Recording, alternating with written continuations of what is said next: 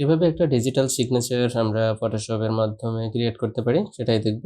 প্রথমে আমি একটা পেপারে সিগনেচার দিয়ে দেন এটাকে প্রিন্টারের মাধ্যমে স্ক্যান করে ফটোশপ ওপেন করে এখান থেকে ফাইল দেবেন ইম্পোর্ট এবং ভায়া সাপোর্ট এই অপশন থেকে গিয়ে এখানে এই দুইটাকে আমরা টিক মার্ক করে দিব, অর্থাৎ সিলেক্ট করে দিব open acquire images in Photoshop এবং create unique sub folder using day to day. Okay, then এখান থেকে স্টার্ট।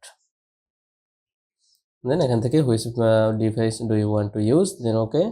দেন এখান থেকে আসছে স্ক্যান অপশন, আমরা এখান থেকে স্ক্যান করে দিব। স্ক্যান প্রোগ্রেস একটু সময় নেবে। ওকে, আমারটা কিন্তু স্ক্যান করা হয়ে গেছে। দেন এখান থেকে আমরা ফটোশপে ক্রপ টুলে যাব। এখন এটা কিন্তু বাঁকা অবস্থায় আছে, সিগনেচারটা আমি সুন্দর করে দেই নাই। দেন এখান থেকে এই যে ক্রপ টুল সিলেক্ট করে আমরা এটাকে কেটে নিব।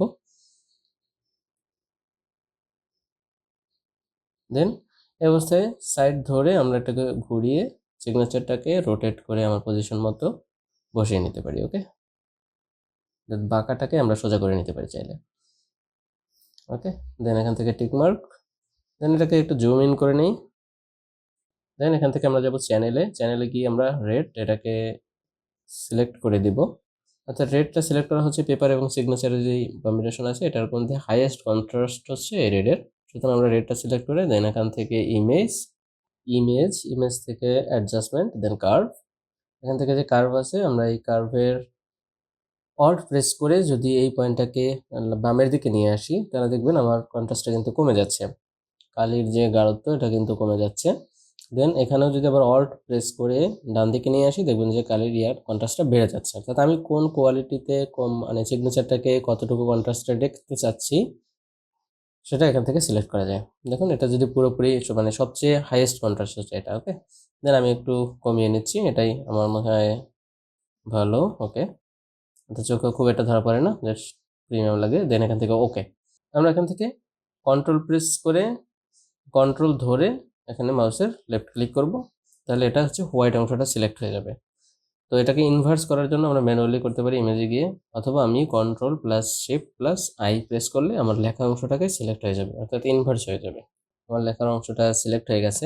আমি এখান থেকে লেয়ারে যাই, এখান থেকে লক করা আছে আমি আনলক করে দিই। দেন এখান থেকে যদি এটাকে আমি ডিজেবল করে দিই দেখি আমার সিগনেচারটা কিন্তু সিলেক্ট অবস্থায় আছে। এখন চাইলে এখান থেকে আমি কালার চেঞ্জ করতে পারি, তার জন্য এখান থেকে ক্লিক করে